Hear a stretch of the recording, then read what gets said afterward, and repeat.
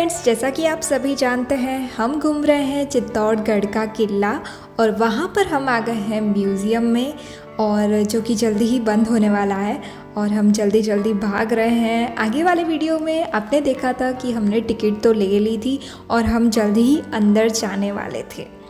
और मैं आपको बता दूँ इसकी टिकट ज़्यादा नहीं है, 20 से 30 रुपए है और साथ में इसका टाइमिंग का बहुत ध्यान देना पड़ता है क्योंकि ये खुल जाता है सुबह 10 बजे और शाम को 6 बजे बंद हो जाता है। तो ख़ास बात ये है इस म्यूज़ियम की कि ये म्यूज़ियम पहले किसी राजा का महल था और वो राजा कोई और नहीं, मेवाड़ के राजा फतेह सिंह का महल था और उसी महल में बनाया गया है म्यूज़ियम। और इस म्यूज़ियम में है 7 कमरे और साथ में ये डबल मंजिल का भी है। ये देखिए, आपको एंटर होते ही म्यूज़ियम का जो वो पूरा मॉडल है वो रखा गया हुआ है कि आप कहाँ कहाँ घूमेंगे, क्या क्या देख सकते हैं, वो सारी चीज़ें इसमें है।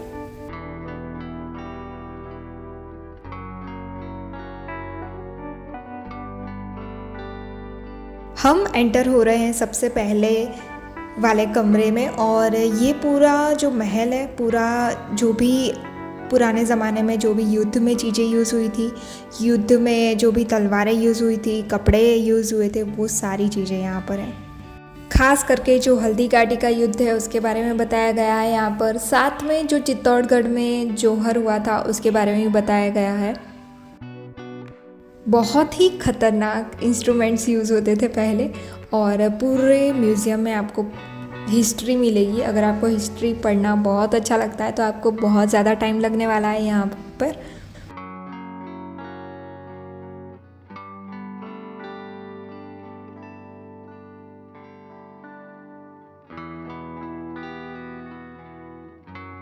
साथ में यहाँ पर ऐसा भी बताया गया है कि कौन से इंस्ट्रूमेंट को क्या बोलते हैं, वो सभी डिस्क्रिप्शन में लिखा हुआ है। और बहुत सारी तरह तरह की रिवॉल्वर्स थी जो आप देख सकते हैं।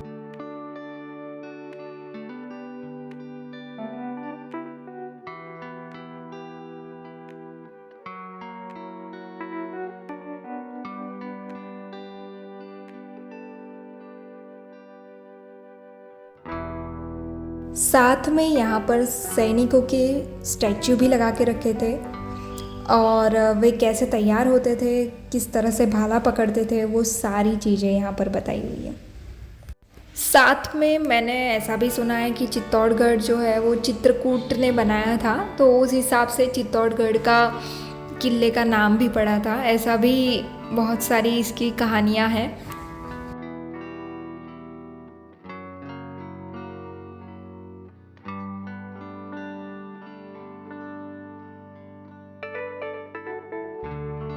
जितना हल्दी घाटी का युद्ध फेमस है उतना ही फेमस चित्तौड़गढ़ का युद्ध है।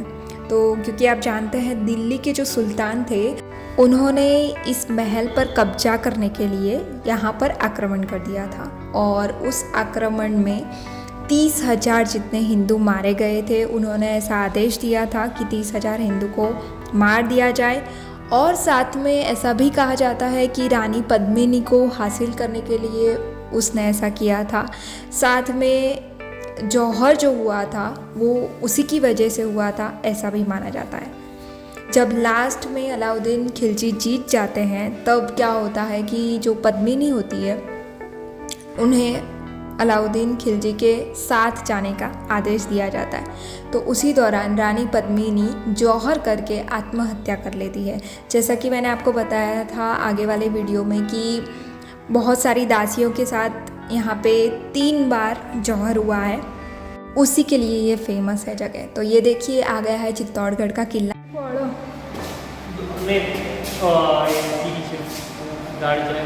हाँ अच्छा,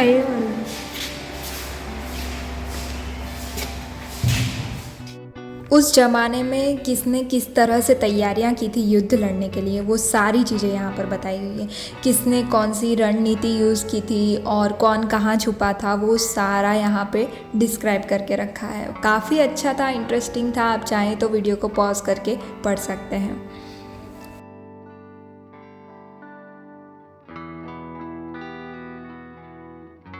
म्यूज़ियम जल्द ही बंद होने वाला था तो हम फटाफट से निकल गए थे, फटाफट से हमने देख लिया था। उसके बाद हम आगे चले और फिर कालिका माता जी के मंदिर गए थे। तो यहाँ से सारी चीज़ें दिख रही थी कि कौन सी जगह पर हम घूमे हैं, तो वो सारी चीज़ें भी हम देख रहे थे कि क्या क्या है। क्योंकि ये मंदिर थोड़ा सा ऊंचाई पर था, जैसा कि आपने देखा सीढ़ियाँ चढ़ के जाना था, तो ये बहुत ही पुराना मंदिर है, उस ज़माने का मंदिर है। तो चलिए अंदर दर्शन करते हैं।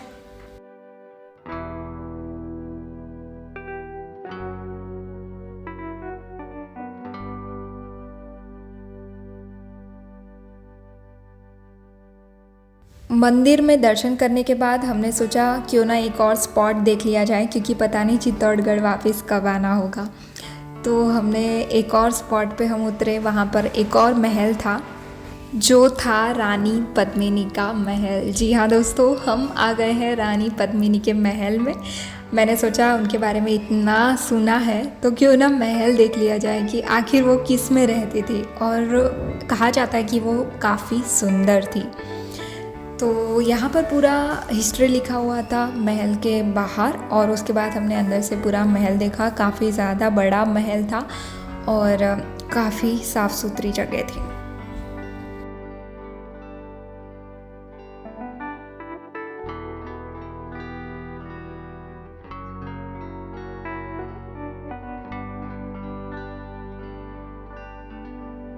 साथ में हमने ये भी देखा कि रानी पद्मिनी के महल में उनकी दासियों के भी सबके अलग अलग कमरे थे, और साथ में सारे कमरे में मिरर्स भी लगे हुए थे।